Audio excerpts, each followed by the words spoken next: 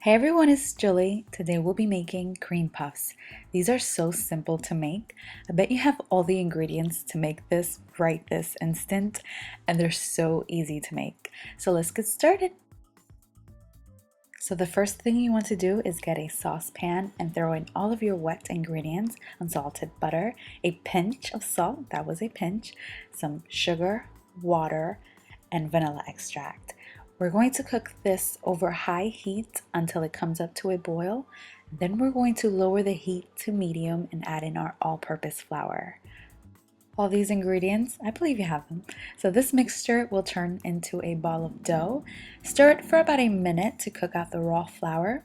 And then, if you're a bit lazy like me, you are going to place this in a stand mixer and mix this for about 5 minutes. Or you can stand there and mix it by hand like the good old days. Look at that steam. That would scramble the bananas out of your eggs. So make sure the dough is cool before adding the eggs.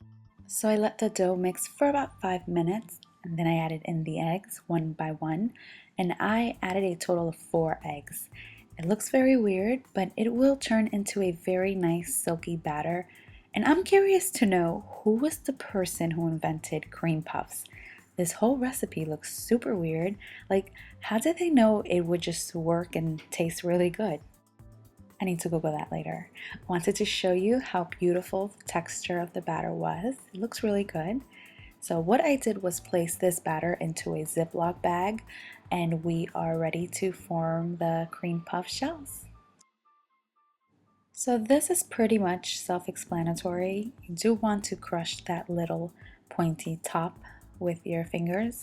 Make sure to dip your fingers in some warm water, and you're just going to keep repeating this process until you run out of batter. Look what happens when you don't wet your fingers. The dough sticks to your finger. Those little pointy tops are so annoying, proving to you guys that I was dipping my fingers in water and not just licking my fingers every time. And when a recipe contains a good amount of butter, I never really use parchment paper. They're not going to stick, but you can if you like. So let's bake these in a preheated oven at 450 degrees for 10 minutes, and then lower the temperature to 350 degrees and bake for an additional 15 minutes.